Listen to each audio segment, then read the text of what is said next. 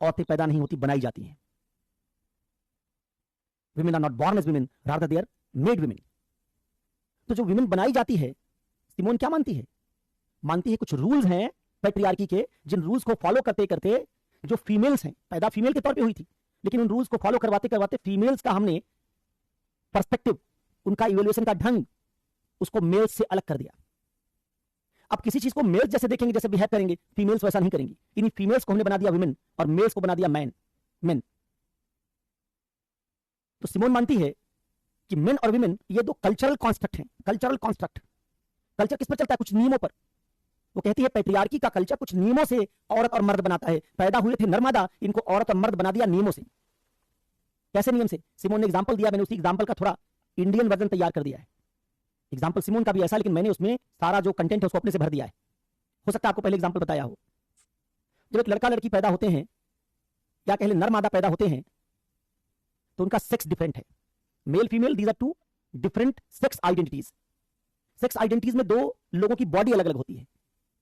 एक जो प्रोक्रिएशन कर सकेगा वो फीमेल, जो प्रोक्रिएशन नहीं कर सकेगा वो मेल। दो अलग अलग बॉडीज हैं। लेकिन जब ये दोनों पैदा हुए मेल फीमेल, तो दोनों के रोने में कुछ खास अंतर नहीं है। दोनों भूख लगने पर एक जैसा ही रोते हैं। जो फीमेल है और जो मेल है, इनके कपड़े भी अलग अलग नहीं। दोनों का 0 साइज ड्रेस आता है। दोनों उसी कंपनी का डायपर पहनते हैं। डायपर एक, नैपी एक, और अगर ब्रेस्ट फीड नहीं है तो फार्मूला मिल्क भी एक। एक ही खाना खा रहे हैं, एक ही तरह के कपड़े पहन रहे हैं, एक ही तरह का डायपर पहन रहे हैं, सब कुछ एक है। खिलौने भी एक। दोनों के पास झुंझुना है। थोड़ा बड़ा करिए इनको। जैसे जैसे बड़े होंगे वैसे वैसे कल्चर का रूल इन पे काम करना शुरू कर देगा। अभी कल्चर का रूल इन पे काम नहीं कर रहा है, लेकिन जैसे कल्चर का रूल इन पे काम करेगा, क्लासिकल कंडीशनिंग शुरू हो जाएगी। और क्लासिकल कंडीशनिंग शुरू होगी तो इन दोनों का एटीट्यूड बनना शुरू होगा। दोनों को थोड़ा बड़ा कर दीजिए। दोनों की उम्र 4 साल हो गई। 4 साल में लड़की और लड़के के हेयर स्टाइल में अंतर करना शुरू कर दिया। लड़की का बाल लंबा करते चले जा रहे हैं, और लड़के का जैसे थोड़ा बढ़ता है वैसे बार्बर के यहां ले जाते हैं, घर पे बुलाते हैं और कटोरा कटवा देते हैं। लड़की कहती मेरा भी कटवाओ, कहते नहीं तुम्हारा नहीं। क्या कर रहे हैं? एक फीमेल को लंबे बाल रखने की आदत डाल रहे हैं। ऐसा नहीं कि मेल का बाल लंबा नहीं होता। सिक्स को देखो, सारे सिखों के बाल लंबे होते हैं। बाल अगर नहीं कटवाइए तो लड़कों के बाल भी लंबे हो जाएंगे।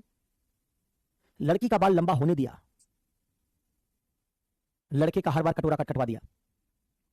लड़की कहती मुझे बहुत गर्मी लगती है, कहा नहीं तुमको ऐसे बाल रखना है। लड़का कटवाना नहीं चाहता, लंबा बाल रखना चाहता, लड़के का कटवा दिया। हम दोनों को अलग अलग तरह के रूल से रेगुलेट कर रहे हैं।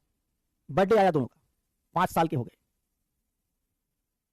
अभी तक झुंझुना और जो खिलौना खेल रहे थे, अब गए, मान लो दोनों ट्विंस गए दुकान पर। ट्विंस हैं या एक साथ ही मान लो, थोड़े बहुत ही अंतर पर दो अलग अलग बच्चे हैं। एक ही घर में दो अलग अलग बच्चे हैं। 10 दिन के अंतर पर पैदा हुए दो अलग अलग विभिन्न के बच्चे हैं दोनों। बर्थडे कुछ 5 दिन आगे पीछे आया।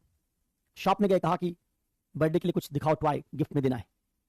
शॉपकीपर पहला सवाल पूछेगा लड़का है कि लड़की? आपने कहा लड़का है। उसने दिया बंदूक। 5 साल 6 साल के बच्चे को बंदूक दे दी। वो बंदूक लड़के ने 6 साल की उम्र में जो पकड़ी, तब से मैस्कुलिनिटी उसके अंदर आ गई है। अब ठाई ठाई करता, वहां जो शुरू किया ठाई ठाई करना 6 साल की उम्र में, कॉलेज भी बंदूक लेके जाएगा। बंदूक से उसका ग्लैमर जुड़ गया, क्योंकि पहला खिलौना था उसका, शुरुआती समझदारी वाला खिलौना था उसका। आपने बताया शॉपकीपर को लड़की है तो बंदूक नहीं देगा। कभी शॉपकीपर किसी लड़की के गिफ्ट के लिए बंदूक नहीं देगा। लड़की के लिए देगा डॉल। ऐसी डॉल जो इतनी सुंदर होगी, उस डॉल के चेहरे पे देखने से लग जाएगा कि उसमें आईब्रो में उसके मस्कारा, लाइनर सब उसका यूज किया गया है। बाल बड़े करीने से बंधे हैं। तो एक लड़की दी जो बेसिकली उसके लड़की के दिमाग में एस्थेटिक्स पैदा करेगी, सुंदरता के लिए रुझान पैदा करेगी। अगर लड़की को भी 6 साल में पिस्तौल दी होती, बंदूक दी होती खिलौने वाली, तो लड़की भी 18 साल में यूनिवर्सिटी बंदूक लेके जाती। अभी लड़के ही जाते हैं यूनिवर्सिटी बंदूक लेके, बिहार में और राजस्थान में लड़कियां नहीं जाती, क्योंकि लड़कों को 6 साल में जो थमाई फिर छोड़ी नहीं उन्होंने। यही जाना चाहते हैं फौज में, यही गोली चलाना चाहते हैं हर जगह। लड़कियां नहीं चलाना चाहती, ये उनका नेचर नहीं है, ये आपकी परवरिश है।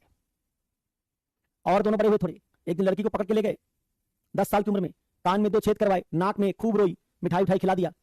लड़की ने नहीं कहा कि मेरे कान नाक में छेद करवाओ, ऐसा तो जानवरों के नाक में नकेल डालते हैं। लड़की ने कहा मेरे कान में भी करवाओ, मैं भी बाली पहनूंगा। कहा तुम्हारे लिए नहीं।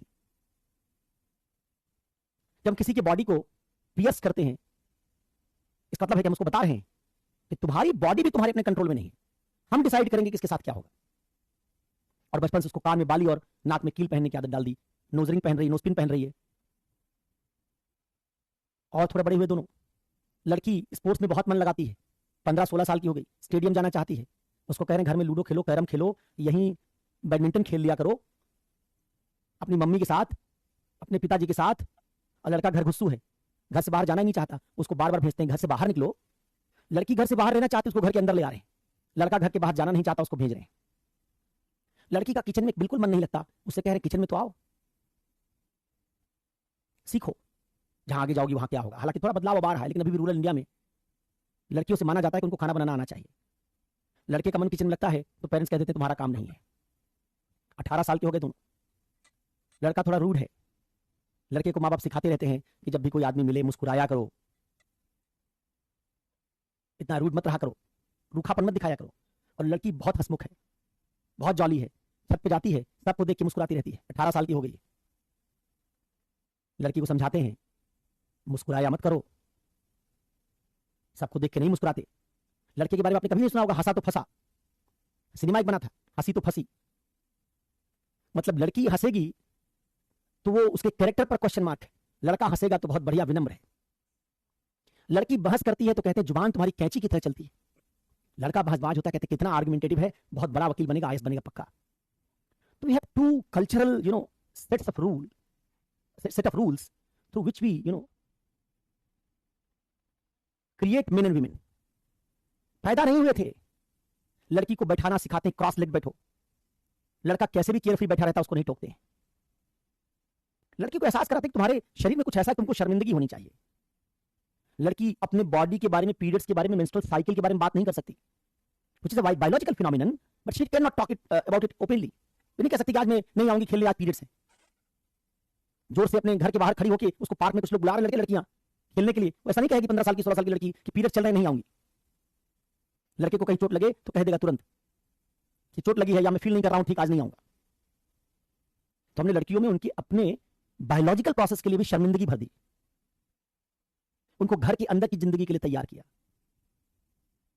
उनको टॉलरेंट बनाया कि आगे शादी ब्याह होगा तो ऐसी लड़की की शादी के सक्सेसफुल होने के चांसेस ज्यादा हैं जो सबमिसिव हो, जो थोड़ी बर्दाश्त ज्यादा करे। वो लड़की जो बिल्कुल बराबरी के साथ लड़ेगी, हर बात पे राइट्स क्लेम करेगी, उसकी शादी कम चलेगी। तो मां बाप लड़की की परवरिश उसको सबमिसिव बनाते हैं। इसलिए आपने देखा होगा मैट्रिमोनियल में जिनको जिनको ब्राइड चाहिए वो लिखते हैं कि लड़की ब्यूटीफुल हो, हम्बल हो, सुंदर, गोरी, सुशील, घरेलू हो। लड़की घरेलू होनी चाहिए, सुशील होनी चाहिए, उसकी ये प्राइमरी क्वालिटीज हैं। तो लड़कियां अलग तरीके से पाली जाती हैं, लड़के अलग तरीके से पाले जाते हैं। तो बड़े होके क्या बन जाते हैं? बड़े होके ये पैदा हुए थे मेल फीमेल, पैदा हुए थे डिफरेंट सेक्स के साथ, और हमने क्रिएट कर दिया दो जेंडर। मेल से बनाया हमने मेन और फीमेल से बनाया हमने विमेन। अब जो फीमेल है इसका उन्हीं चीजों का इवोल्यूशन का नजरिया अलग होगा। जैसे फीमेल कॉलेज जाएगी तो कभी नहीं देखेगी कि उसकी सहेली लड़कियां सुट्टा मार रही हैं।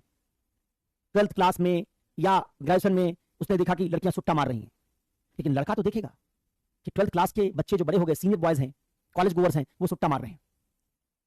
तो लड़के के लिए सुट्टा मारना इज नॉट अ टैबू। वो अपने घर वालों से बचेगा, लेकिन जहां उसको लोग पहचान नहीं रहे होंगे वहां सुट्टा मारेगा। और लड़की जहां उसको नहीं पहचान रहे होंगे वहां भी सिगरेट की दुकान पे नहीं जाके कहेगी कि 2 सिगरेट देना, सुट्टा मारना है।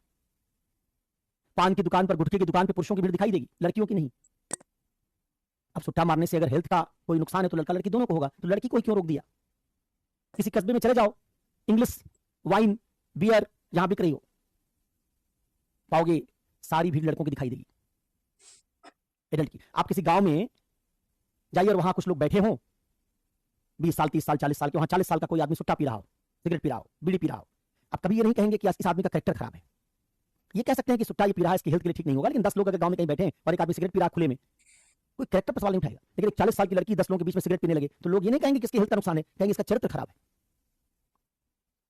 तो ये जो अलग अलग नजरिए हैं ये हमने लड़कियों में और मर्दों में भरे हैं। तो ये जो मेन और वीमेन है ये जेंडर है, और मेल फीमेल सेक्स है, मेल फीमेल बायोलॉजिकल है, और मेन और वीमेन एटीट्यूड है, ये कल्चरल एटीट्यूड है जिसको हमने भरा।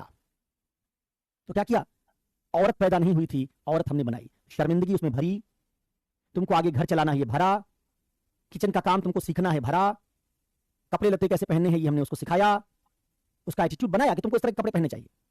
ये नेचुरल चॉइस नहीं है, कोई आदमी अपनी मर्जी से हमेशा अपना सर ढक के रहेगा, ये कोई नेचुरल चॉइस नहीं है, ये सिखाते हैं, जैसे सिखों में भी सिखाते हैं। वहां लड़कों के बाल भी लंबे करवा दिए तो उन्होंने भी सीख लिया, और उनका क्या बन गया कि सिख होने का मतलब है उनका लंबे बालों को लेकर नजरिया है कि बाल कटवाने नहीं है, केस तो हमारी आइडेंटिटी है। कोई दूसरे किसी जगह जाओ, लड़का इतना लंबे बाल रखेगा तो लोग कहेंगे अजीब लड़कियों की तरह है, बाल छोटे करवाओ। अच्छा, यही नहीं, हमारे इस अपब्रिंगिंग में जो हमको सिखाया जाता है, जिन रूल से हमारा एटीट्यूड बनता है, उसमें वैल्यूज वैल्यूज भी अलग अलग हैं। लड़का अगर रोता है तो उसको ताना देते हैं, कई बार यही टॉन्ट करते हैं, क्या लड़कियों की तरह रोते रहते हो। इस तरह हम उसको बता रहे होते हैं कि रोती लड़कियां हैं, लड़के नहीं रोते। देखोगे आपको किसी विपदा में, दुख में, किसी समय लड़कियां ज्यादा रोती दिखेंगी, क्योंकि हमने उनको रोने के लिए ट्रेन कर दिया।